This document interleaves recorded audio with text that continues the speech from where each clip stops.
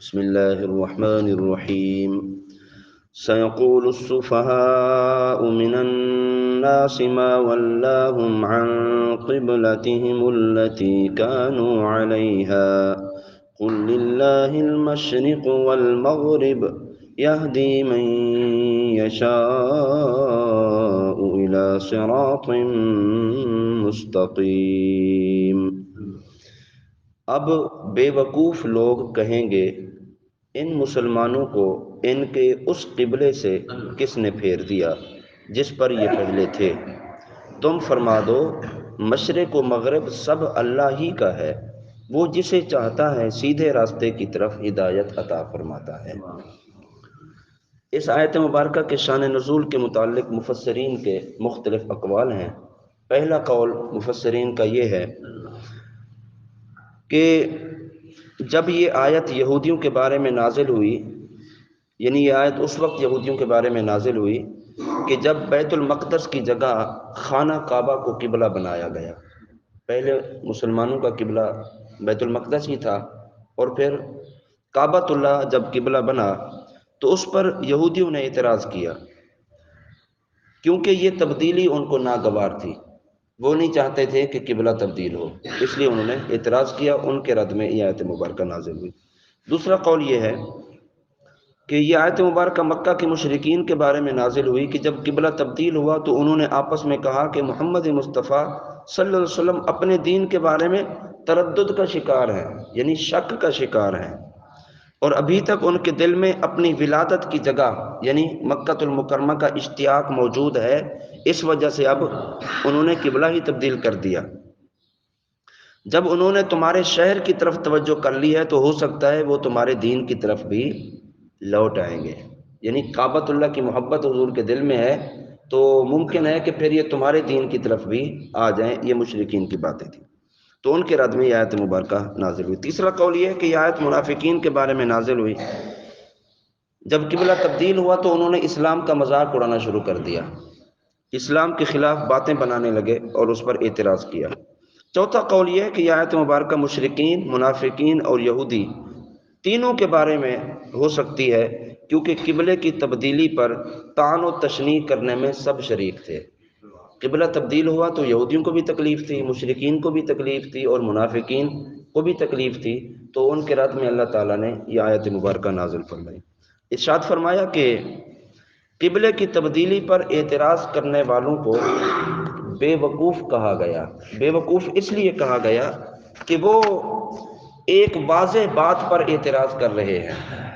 اللہ تعالیٰ نے جس بات کا حکم دے دیا، جو کچھ رب نے کر دیا اس پر اعتراض کر رہے ہیں۔ رب کا حکم تو واضح حکم ہے، تو واضح حکم پر اعتراض کرنا یہ بے وقوفی نہیں تو اور کیا ہے؟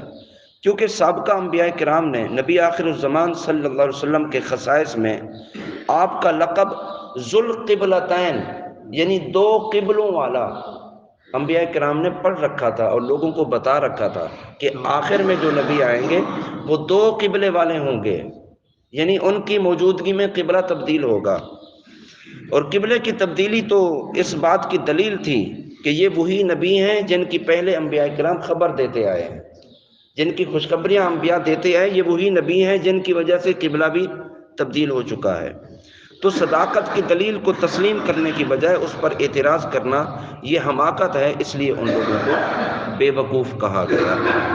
جیسے کوئی دھوپ کے روشن ہونے کو سورج کے طلوع ہونے کی دلیل بنانے کی بجائے وہ کہے جناب نہیں سورج طلوع نہیں ہوا، روشنی تو ہے سورج طلوع نہیں ہوا، تو ایسے بندے کو بے وقوف کہیں گے بھی اگر سورج طلوع نہیں ہوا تو پھر روشنی کس بات کی ہے؟ بھی روشنی ہے تو سورج طلوع ہوا ہے تبھی روشنی ہے۔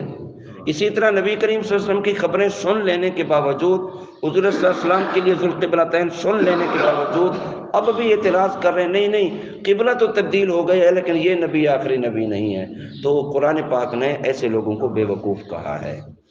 اس آیت میں بیت المقدس کے بعد خانہ کعبہ کو قبلہ بنانے پر اعتراض کرنے والوں کو بے وقوف کہا۔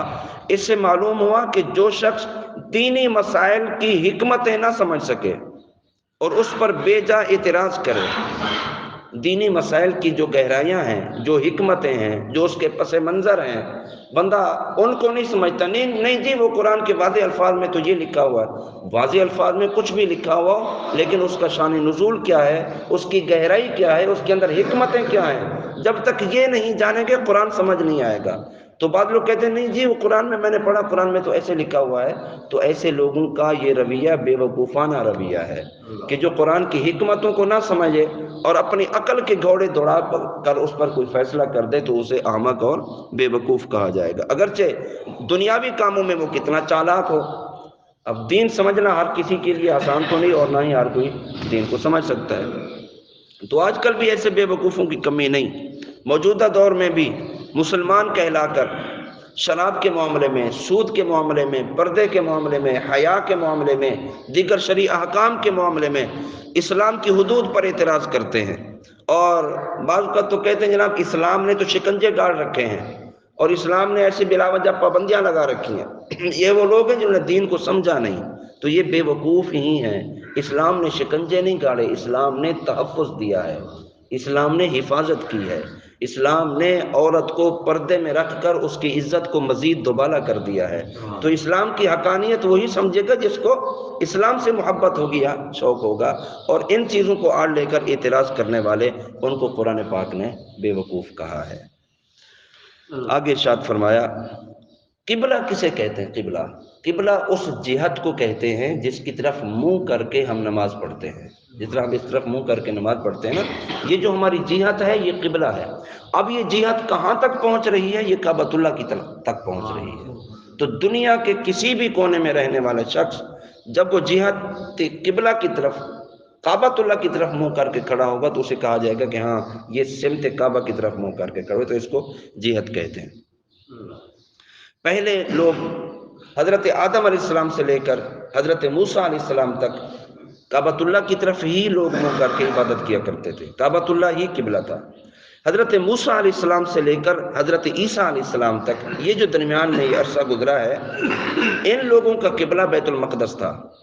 یہ بیت المقدس کی طرف منہ کر کے عبادت کیا کرتے تھے۔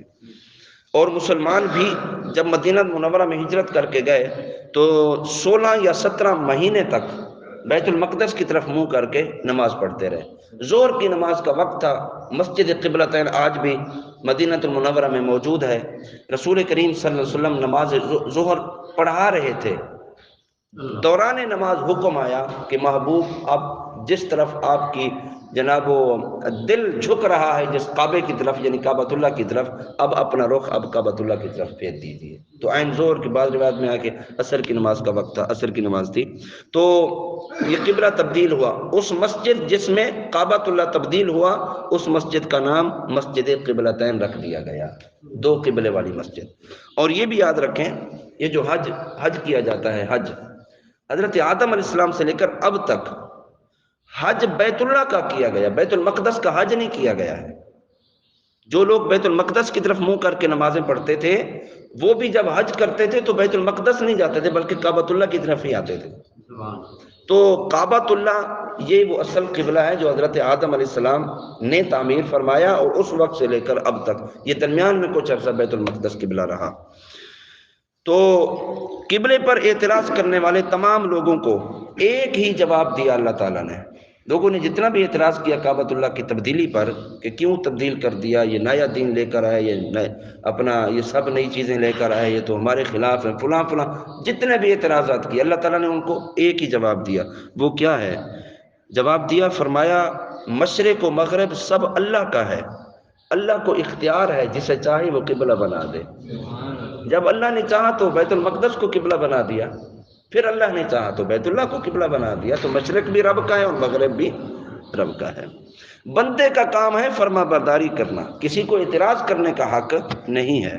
گویا فرمایا گیا کہ اے حبیب صلی اللہ علیہ وسلم آپ فرما دو کہ ہم مشرق و مغرب کے پجاری نہیں ہیں،